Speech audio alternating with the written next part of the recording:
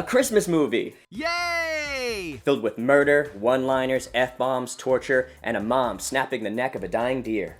Bah humbug. 'Tis the season to be bloody. Max crash landed from outer space. He imprinted on the first face. Could have met a world leader or a scientist, but he met Matt, and now he's pissed. Instead of learning about our world and how it clicks, he's stuck watching Matt's favorite flicks. Deep Cutz with Matt and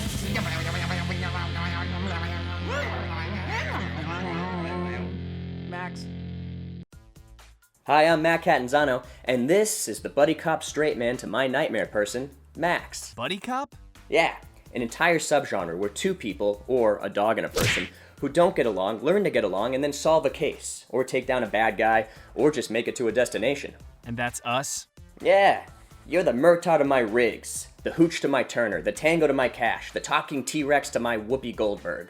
I don't know what you're saying, and I probably disagree, so I'll respond with an exasperated sigh. Classic Murtaugh. Speaking of Riggs and Murtaugh, this movie was written by the guy that gave us those two characters, Shane Black. Which one has the buddy cop formula? All of them. But we're watching The Long Kiss Goodnight. That title! Sounds like a pulp detective novel, right? Yeah.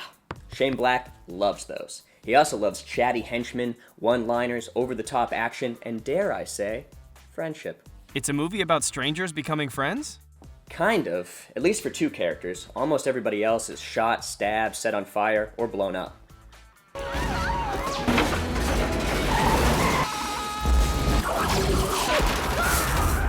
Ugh. So what the hell is The Long Kiss Goodnight? It's the figurative farewell to a murderous alter ego. No. What's the movie about? That, by way of Gina Davis, Beetlejuice, playing a small-town teacher who dresses as Mrs. Claus in the town's holiday parade. Oh, Christmas! Yeah, in fact, the first word you hear in this movie is the word Christmas in a song as the parade goes by. That's nice.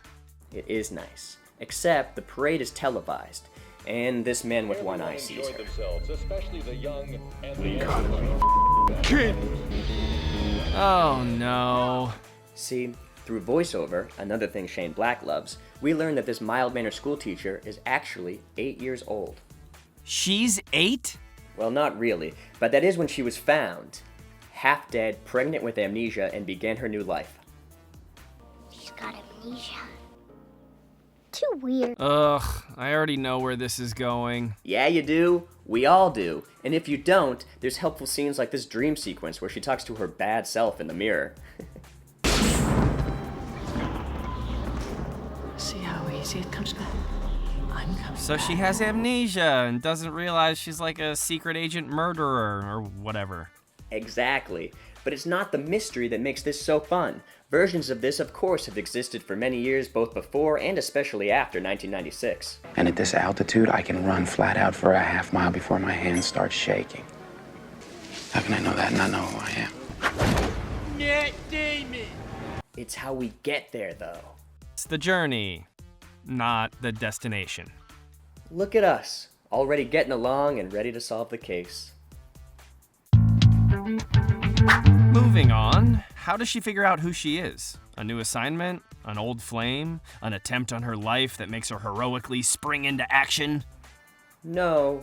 First, she graphically hits a deer with her car.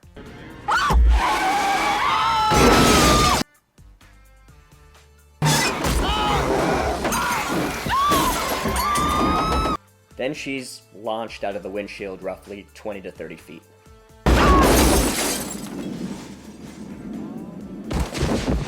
Then she bloodily snaps the deer's neck to put it out of its misery. Imagine shooting that so graphically. No, I cannot. All of the action in this movie is over the top. I mean, it is not an accident that at one point on a TV they show a Three Stooges clip. This movie is basically a live-action cartoon. A very bloody cartoon. Who should I be writing a strongly worded letter to? Oh, that would be Rennie Harlan, an action director with a lot of hits and a lot of misses. But ooh, those hits.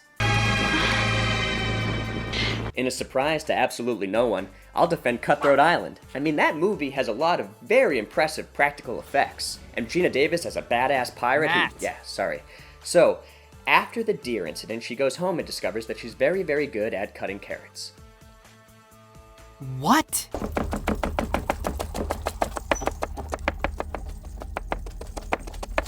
And then... At least the carrot thing is pretty fun. Right? It's all fun and games for a while, and by a while I mean 3 to 5 minutes. Because then that one-eyed guy shows up. Long time. And he shoots a grenade at her daughter. Ugh. So she does what all moms would do. She tosses her daughter out the newly formed window. Fights the one-eyed man. And uses the classic comedy routine of a pie in the face, except instead of being funny, it's...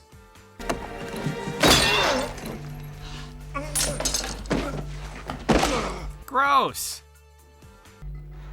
Chefs do that. So the other half to her buddy cop, or whatever, is her husband? Boyfriend. And no, he's, dumbfounded. I'm not gonna hurt you. It's not me I'm worried about. Her other half is the man, the myth, the F-bomb king, the Ezekiel 25:17 path of the righteous man, hold on to your butts. Where'd that shark even come from? Matt! Samuel L. Jackson. And he's first introduced like this. I'm Sergeant Madigan, Vice. And if you do cop a tooth jerk off, I will see to it you spend the next 10 years in prison getting ass fucked. And if the case is thrown out because my arrest was too violent, I will personally hire men to ass fuck you for the next 10 years. Yep. Nothing says Christmas like a monologue about butt fucking. Samuel L. Jackson is truly the gift that keeps on giving in this movie. And in life. What? Thanks for sharing. And he's not the only one having a good time. There's the smarmy bad guy played by that dude from Sour Grapes. Yeah, I saw it too. It's called Baywatch Nights. You want to get to the fucking point? Well, he gets nothing! Nothing! David Morse tortures her on a big wheel, and even Brian Cox shows up to bark some lines of dialogue. I said now! He also has my favorite not relevant to anything monologue, which will kick off. Favorite not relevant to anything monologue. He's been licking his asshole for the last 3 straight hours. I submit to you that there is nothing there worth more than an hour's attention. And I should think that whatever he is attempting to dislodge is either gone for good or there to stay. Favorite kill.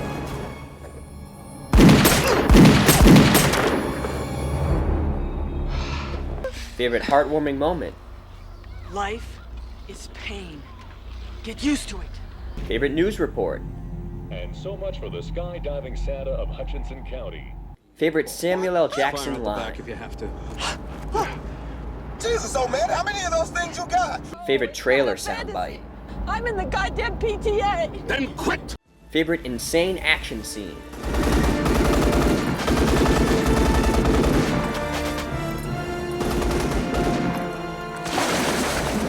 Favorite in-movie clip. What do I need a cat for? I got a girl. Favorite burn. It makes a bulge. People can see. You want me to stick it in my pants and shoot my damn dick off? Now you're a sharpshooter? It's a small penis joke.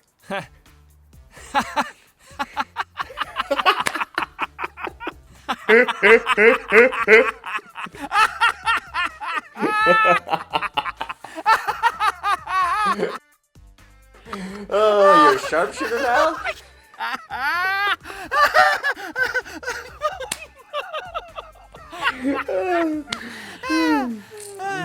That is good. Right? I still don't see how it's a Christmas movie, though. What up with that? Well, how about these Christmas carolers being held at gunpoint? Or this shootout in front of a Salvation Army sign? Or when she uses a string of Christmas lights to blow up one guy and shoot another? And let's not forget, she's listening to Let It Snow when this happens. Hey, look, it's Uncle Frank. Walter Hodge. He's in Langley, Virginia. Merry Christmas. Bah humbug. Fine. It's a Christmas movie. Not a Christmas movie, a Shane Black Christmas movie. And we need those. What?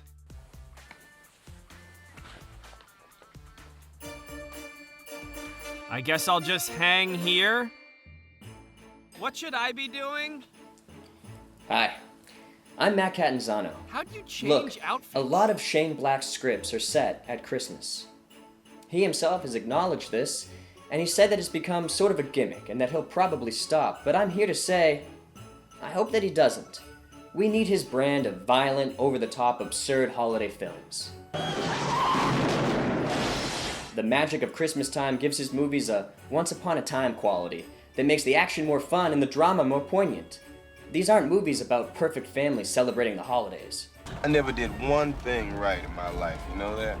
They're about damaged, lonely people who survive absurd, violent, overly complicated, sometimes hilarious ordeals where they become very close to another person who's different from them but becomes their family.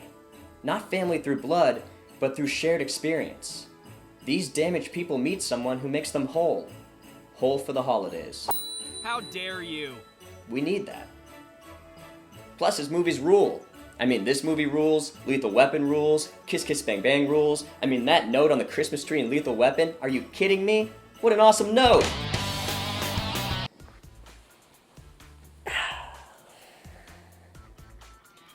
By realizing she truly loves her daughter, does she come to terms with the idea that the violence of her past doesn't dictate her future? Yeah. That's what makes his stuff work so well. That's really nice. This is the part of the buddy cop movie where you and I find out we're not so different after all. All right, let's give Shane Black Christmas a go. Great. One side note though, the ultimate villain of the movie is basically the US government, who's been killing people on US soil so they can blame it on terrorists so that less funding will go to healthcare and more will go to defense. What? Ho ho. Holy Boo. Hi. What up with that?